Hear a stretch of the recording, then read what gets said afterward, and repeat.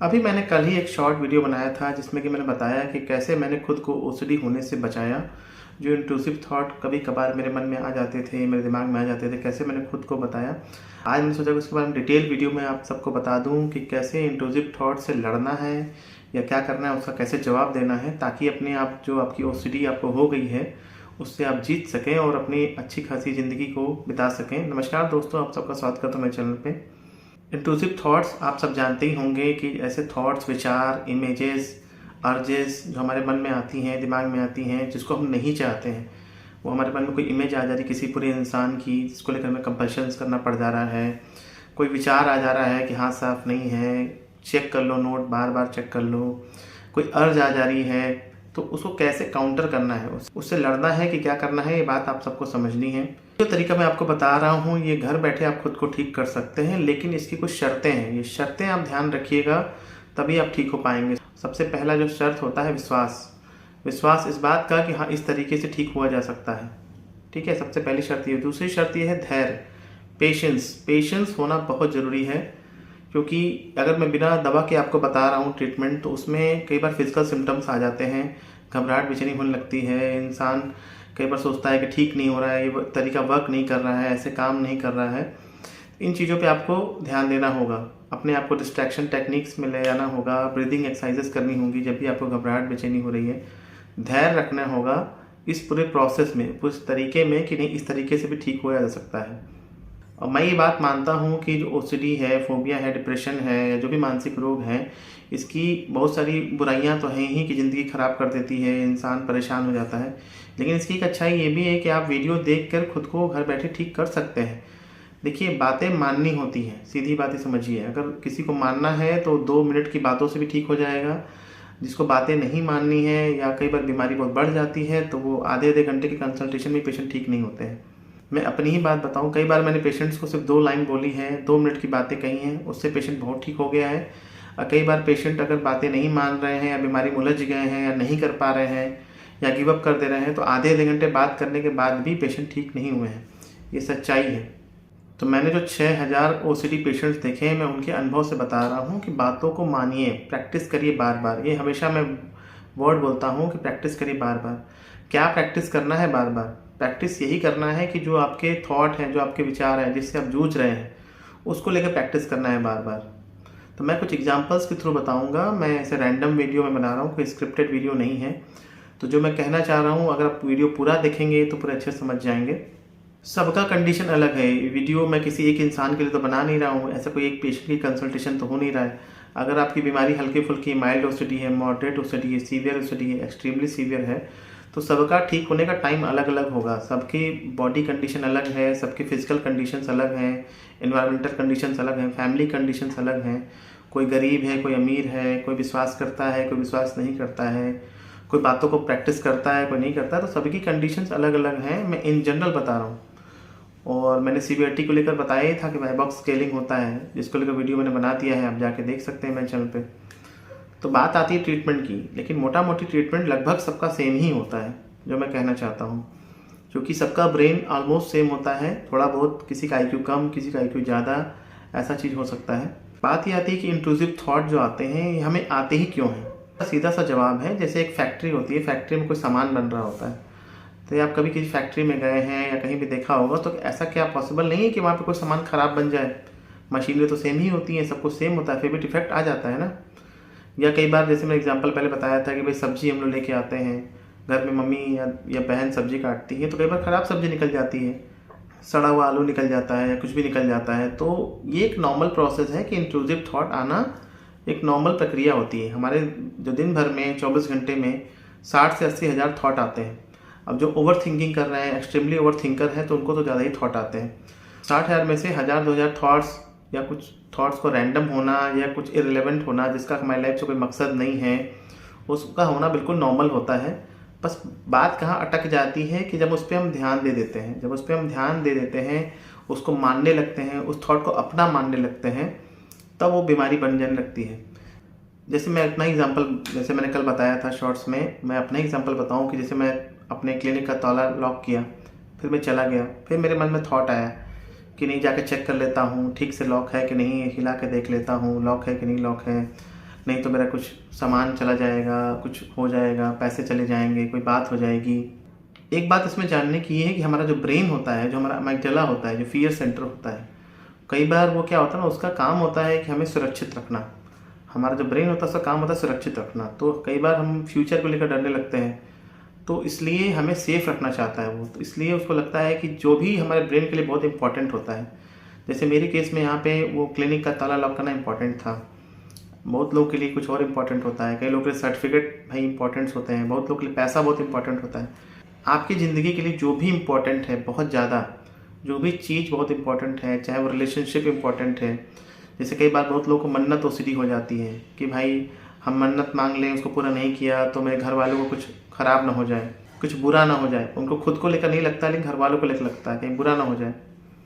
तो जिस भी चीज़ को ब्रेन ये रिकॉग्नाइज कर लेगा कि आपके लिए बहुत इंपॉर्टेंट है, तो उसको लेकर थॉट्स आने लगते हैं। ये जो थॉट आया मेरे क्लिनिक को लेकर, मुझे जाकर ताला चेक कर लो, दोबारा चेक कर लो, एक बार सेफ्टी मिलने के लिए और चेक कर लो, तो अगर मैं इस पर ध्यान दे देता, इस पर मैं जाके एक्शन ले लेता, तब ये थॉट फिर से वापस आता। हो सकता है उस दिन नहीं आता, अगले दिन आता, क्योंकि जब हम जो काम करने जाएंगे तो ब्रेन की एक हैबिट हो जाती है, उस समय उस सिचुएशन में फिर से वो थॉट आता है। अगर मान लीजिए मैं 2 बार 3 बार चेक करने लगता, फिर धीरे धीरे मेरी आदत बनने लगती है कि हर बार मैं जाता हूँ 2-3 बार चेक करता हूँ, या फिर क्लिनिक बंद करके वापस लौट के फिर चेक करने लगता हूँ, तो धीरे धीरे एक हैबिट डेवलप होने लगती। फिर नहीं करता तो घबराहट बेचैनी होने लगती। तो इस तरह से आपके साथ हुआ है कि आपने कोई काम, अचानक से कोई थॉट आया, हमारा ब्रेन ने उस पर ध्यान दे दिया ना चाहते हुए, या हमको समझ में नहीं आया कि हमारा हाथ साफ नहीं है, चलो कर लेते हैं, 1-2 बार किया, फिर धीरे धीरे हैबिट बनने लगी, फिर रोज़ करने लगे। तो जो काम आप रोज़ करेंगे उसको आप अचानक से ब्रेक लगाएंगे, तो ब्रेन में अचानक से एक अलार्म सिग्नल आएगा कि क्या बात हो गई, घबराहट सी हो जाएगी। अब ब्रेन कैसे बताएगा शरीर को? घबरा के ही तो बताएगा, शरीर में सिम्टम्स लाएगा, तभी तुम्हें पता चलेगा कि भाई ये प्रॉब्लम है। जैसे इसका एक दूसरा एग्जाम्पल बताता हूँ। जैसे डायबिटीज़ खतरनाक क्यों माना जाता है, क्यों कहा जाता है कि डायबिटीज़ खतरनाक होता है, एक साइलेंट किलर होता है, एक मीठा जहर होता है। क्यों? क्योंकि जिस मान लीजिए किसी को डायबिटीज़ हो गया, हाथ में यहाँ पे प्रॉब्लम हो गई, उसका हाथ सुन्न हो जाएगा, तो उसको पता ही नहीं चलेगा उसको यहाँ पेन हो रहा है, तो उसका इलाज ही नहीं लेगा। तो इसी तरह से ये दर्द जो हमें होता है, जो हमें घबराहट होती है, इसी से मेरे को पता चलता है कि हाँ कोई प्रॉब्लम है। अगर सब कुछ अच्छा रहे ओसीडी में, हम बार बार हाथ धुलें, 10 बार 20 बार हाथ धुलें, तब तो कोई हम इलाज ही नहीं लेंगे ना इसका। हम बेचैन होते हैं, हमको नींद नहीं आती, हमको चिड़चिड़ापन होता है, हमको घबराहट इतनी ज़्यादा हो रही होती है, मन उदास होने लगता है। इसी की वजह से पेशेंट्स इलाज लेते हैं, वरना इंसान जो है इलाज ही नहीं लेगा। इंसान, बहुत से लोग ऐसे होते हैं जो 4 बार हाथ धुल रहे होते हैं, उनको घबराहट नहीं होती है, तो वो इलाज नहीं लेते हैं। या फिर यूँ कहें जो साइकोटिक पेशेंट्स होते हैं, स्किज़ोफ्रेनिक पेशेंट्स होते हैं, जो शक कर रहे होते हैं, या कई बार ऐसे पेशेंट्स होते हैं जो 20 बार हाथ धुल रहे हैं, इलाज नहीं लेते हैं वो। क्यों? क्योंकि उनको पता ही नहीं चलता है कि उनको कोई बीमारी है। इसलिए अपने इंट्रूसिव थॉट्स को पहचानिए और इसको नॉर्मल मानिए, इसको अपने विचार मत मानिए कि मेरा विचार है, ये मेरा ये मैं ऐसा सोच रहा हूँ, मैं ऐसा क्यों सोचता हूँ। सोच ऐसी आ जाती है, ये ब्रेन का एक नॉर्मल फंक्शन है। कई बार जो लोग थोड़े ओवर इमोशनल होते हैं, ओवर थिंकर होते हैं, छोटी छोटी बातों को दिल पे लेते हैं, तो उनको ज़्यादा थॉट आता है। दूसरी बात, अपने कोर बिलीव्स को ठीक करना है। आप क्या मानते हैं, क्या आप मानते क्या है, इसको लेकर ठीक करना है। जैसे बहुत लोग ये बात मानते हैं, अंधविश्वास कह लें, या फिर भूत प्रेत मानते हैं कि नहीं, अगर मैंने हाथ नहीं धुला, मैंने कुछ टच कर दिया, हाथ नहीं धुला, तो मेरे घर का बुरा हो जाएगा। तो इसका कोई लॉजिकल प्रूफ है, इसका कोई साइंटिफिक प्रूफ है, कोई तथ्य है, इसका कोई प्रमाण है कि ऐसा हो सकता है कि अगर आप हाथ ना धुलें, या काउंटिंग ना करें, या मन्नत ना मांगें, तो कोई बुरा हो जाएगा? तो अपने प्रूफ पे जाना है। मैं हमेशा ये बात बोलता हूँ कि प्रूफ पे जाइए। बाकी केस टू केस अलग अलग होता है, बाकी सारे ओसीडी के लिए मैंने अलग अलग बताया है, आप जाके देख सकते हैं वीडियोस को। मेरा कहना ये है कि इंट्रूसिव थॉट्स को नॉर्मल मानिए कि हाँ ये आता है, सबको आता है, ऐसा नहीं कि सिर्फ आप ही को आ रहा है। आपको ज़्यादा क्यों आ रहा है? क्योंकि उसकी एक हैबिट बन गई है, उसका एक बुरा पैटर्न बन गया है, उसकी एक बुरी आदत बन गई है रिपीट होने की। हमारा ब्रेन जो होता है ना, एक सिग्नल पे काम करता है। ब्रेन जो काम रोज करेगा, बार बार करेगा, वो बार बार होगा। बहुत चीज़ें हो जाती हैं, इंसान जो होता है इसमें संतुष्टि में फंस जाता है। मैं हमेशा बोलता हूँ कि संतुष्टि में नहीं जाना है, आपको ये बात समझनी है। और इस बात में नहीं जाना है कि मन नहीं मान रहा है कि एक बार और कर लें, एक बार और कर लें। अगर आपको घबराहट बेचैनी बहुत ज़्यादा हो रही है, तो आप कोशिश कर सकते हैं distraction techniques, deep breathing exercises जो बताते हैं, तो ये सब चीज़ टेक्निक्स आप यूज़ कर सकते हैं। इसके बाद आपको लग रहा है कि नहीं हो पा रहा है तो आप मेडिकेशंस ले सकते हैं अपने पास के अच्छे साइकेट्रिस्ट से, और ये वीडियोस देख सकते हैं, इनकी बातों को मान सकते हैं। खुद को दोष देना बंद करिए, ठीक है। इसको नॉर्मल मानिए कि इंट्रूसिव थॉट्स आते हैं, नॉर्मल होते हैं, लेकिन इस पर जब आपको समझ में आ जाए तो मैं ये कहना चाहता हूँ इस पर ध्यान मत दीजिए। जैसे अगर वही बात मैं बता रहा हूँ, जैसे कोई सब्जी हम काट रहे हैं, सब्जी खराब निकल गई, 1-2 आलू खराब निकल गए, तो हम ऐसा नहीं करेंगे ना पूरा आलू फेंक दें। पूरा आलू तो हम फेंकते नहीं हैं, उसको अलग कर देते हैं, साइड में कर देते हैं। वही काम आपको करना है। अगर आपके मन में विचार आ गया, आपको लग रहा है कि गलत विचार है, इसका कोई मतलब नहीं है, ये फालतू इमेज आ रही है मुझे, तो उस पर ध्यान मत दीजिए। उस पर ध्यान जितना ज़्यादा दे देंगे या उससे कहने के बाद कंपल्शंस कर लेंगे तो बीमारी बढ़ जाएगी। जैसे मेरे यहाँ एक पेशेंट आते थे पहले, उनको इमेज आ जाता था, किसी बुरे इंसान का इमेज आ जाता था, उसको लेकर वो कंपल्शंस करते थे, जैसे खांसना या कुछ और करना, दीवार पे पैर लड़ाना, या फिर ताला चेक कर रहे हैं तो दोबारा से ताला बंद करके फिर दोबारा से खोलना। ऐसा उनको लगता था कि ऐसा करने से वो इमेज चली जाती है। एक पेशेंट आते थे, वो टी शर्ट या शर्ट बार बार पहनना उतारना ऐसा करते थे, इमेज कोई इसी बुरे इंसान की आ गई तो मैं उनसे पूछा, और मैं आप सबसे पूछ रहा हूँ कि इन दोनों चीज़ों का कोई लॉजिक है, कोई कनेक्शन है, कोई फैक्ट है इस चीज़ का कि अगर हमें कोई इमेज आ रही है तो हम कंपल्शन से ऐसा कर लें कि ताला खोल दें, बंद कर दें या खांस दें तो इमेज चली जाएगी? सोचिएगा इस बारे में। इस चीज़ का कोई भी लॉजिक नहीं है, कोई साइंटिफिक प्रूफ नहीं है। हमारे बुरे मन ने एक तरह का फालतू हमें फंसा दिया है, उलझा दिया है कि ऐसा करोगे तो इमेज नहीं आएगी, जबकि इसका कोई प्रूफ नहीं है।